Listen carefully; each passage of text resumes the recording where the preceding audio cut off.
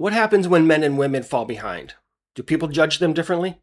In a 2025 multi-part research project involving more than 35,000 Americans, researchers explored those questions using real, actual work performance and payment for it, along with judgments about effort, education and employment, and whether the government should help when people struggle. And the results showed a pretty consistent difference in how Americans judge men and women who fall behind. In one experiment, when two people did the same task and one performed slightly worse, participants were more likely to leave the lower performing worker with nothing when that worker was a man. But that's just one of 4 findings in their studies. So they also studied why people thought men and women failed, what they deserved afterward, and whether society should step in to help. And when we put those results together, they form a pattern that I think is considerably more interesting than any single statistic. So we'll start with a task-oriented experiment that involved real payment. Then we'll move from individual people's performance output to men and women falling behind more generally. Then we'll look at who gets held responsible, who gets help, and finally, what happens when taking effort out of the equation and performance becomes a matter of luck. And then we'll come back to why I think this is a very real-world application, especially in relationships. It's time to all choose your timeline on the roller coaster of life.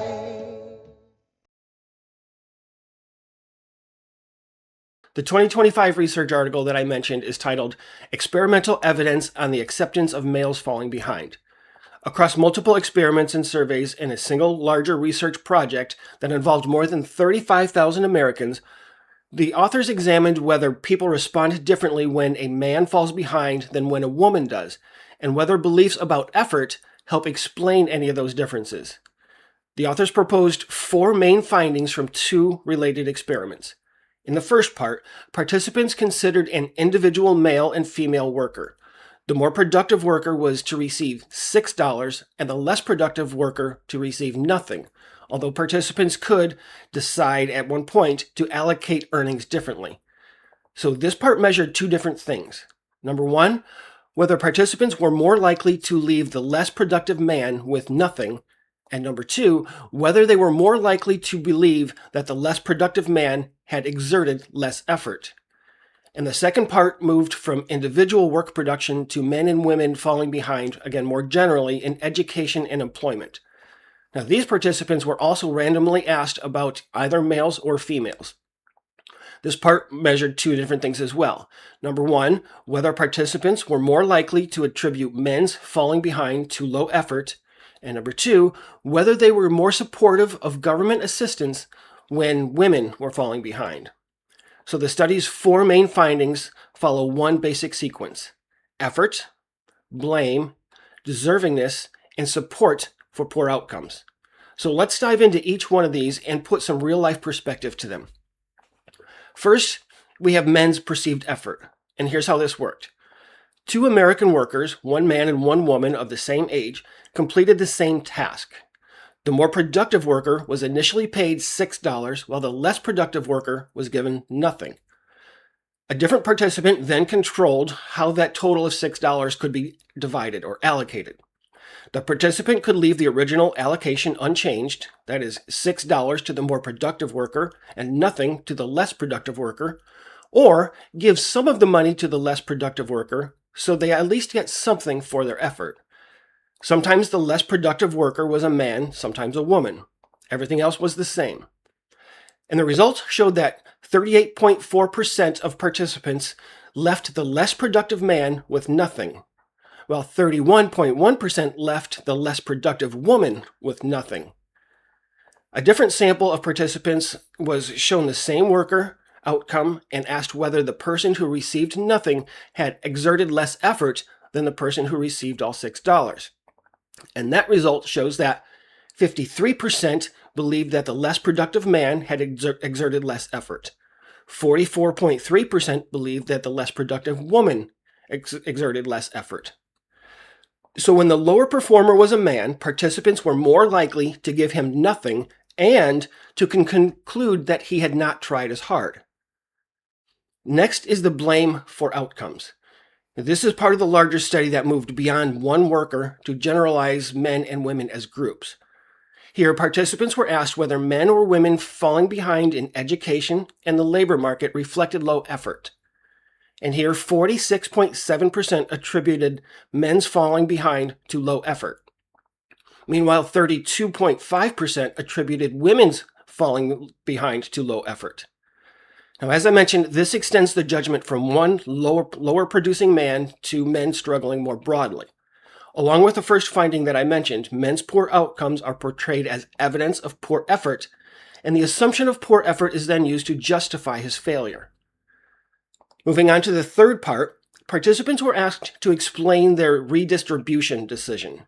That's the part in which participants started with a baseline of giving $6 to the more productive worker and $0 to the less productive worker, although they could allocate the $6 differently if they wanted to. Here, participants explained in their own written words why they redistributed or did not redistribute the $6 based on performance. The authors then analyzed those written explanations for why participants described the lower performing worker as less deserving than the higher performing worker. And here, participants were 3.4 percentage points more likely to describe the less productive worker as less deserving of any money when the worker was male rather than female, which was statistically significant. In other words, participants were not only more likely to leave the lower producing man with nothing, they were also more likely to justify that decision by saying he deserved nothing because of his perceived lower effort. Now, before I start to lose anybody, let me just recap where we're at. This is how the studies continued to flow, and in just a moment, I'll show again what appears to be a real-life pattern. At this point, the studies contain three linked parts. Men produce less, which reflects lack of effort, and as such, he deserves the outcome of getting nothing at all. So at this point, giving him nothing is perceived as fairness rather than discrimination. Remember that 38.4% gave less productive men nothing. Meanwhile, 31.1% gave the less productive woman nothing. 53% believe that the less productive man exerted less effort compared to 44.3% relative to women.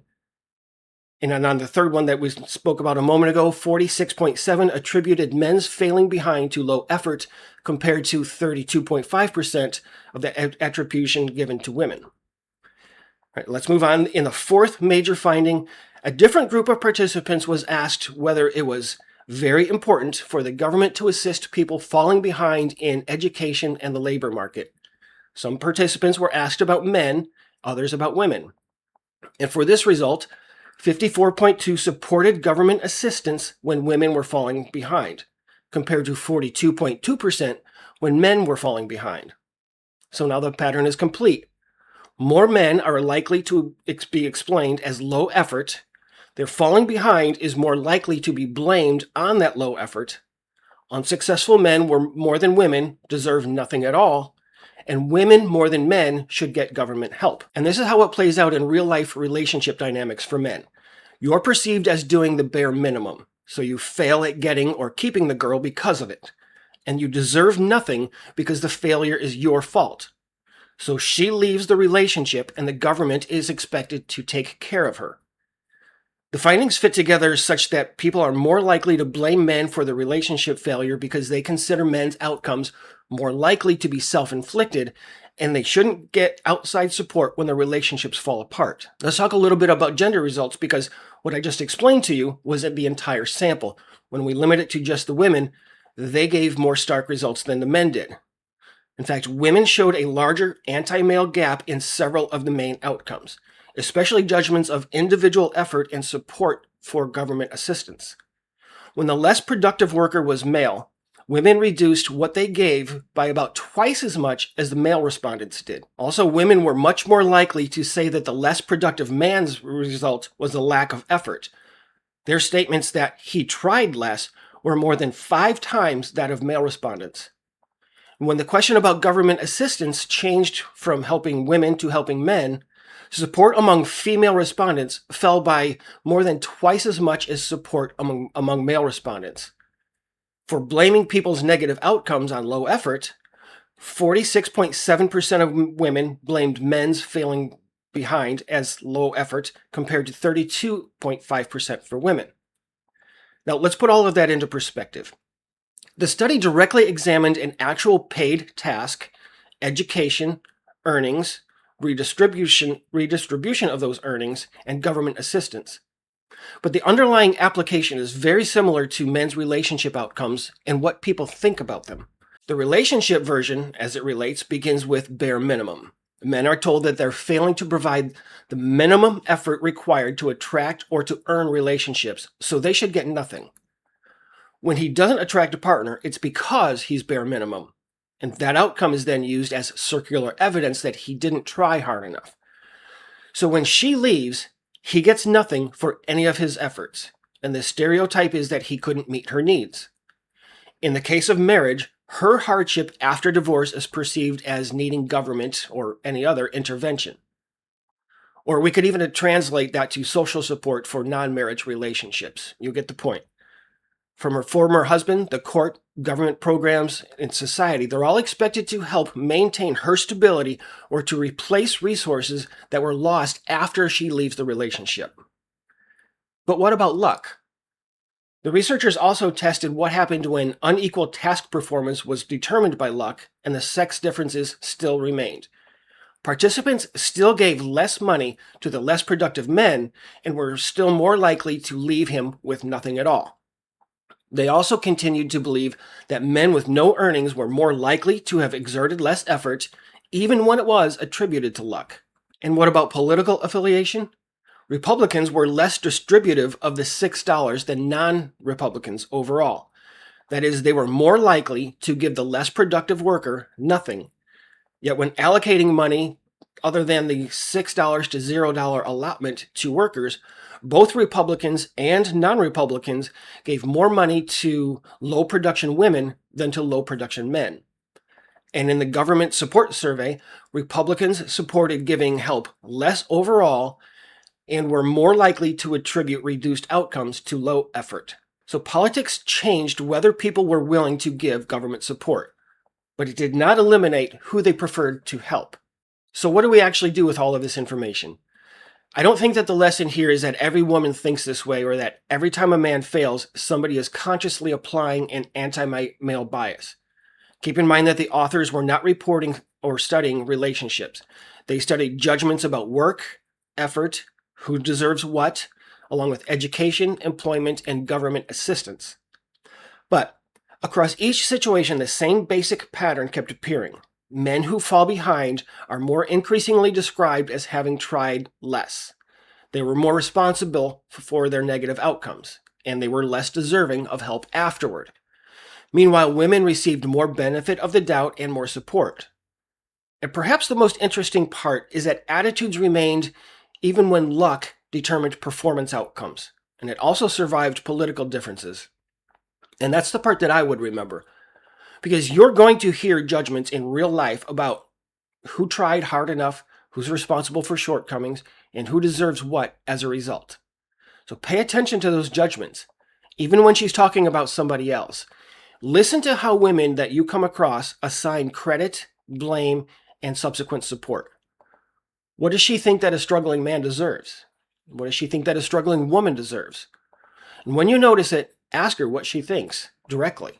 And listen to her reasoning. Because in much likelihood, that's what she's thinking about you. And equality is an important aspect here too, as you can imagine. If quality means anything, then women shouldn't receive a bailout that you don't receive. If your poor outcome means that you should have tried harder, then her poor outcome means that she should have tried harder. That's equality.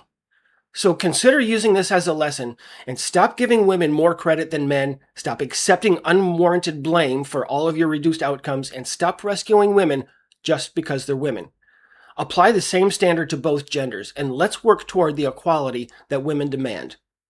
Thanks for sticking to the end. I'll be back as soon as I can.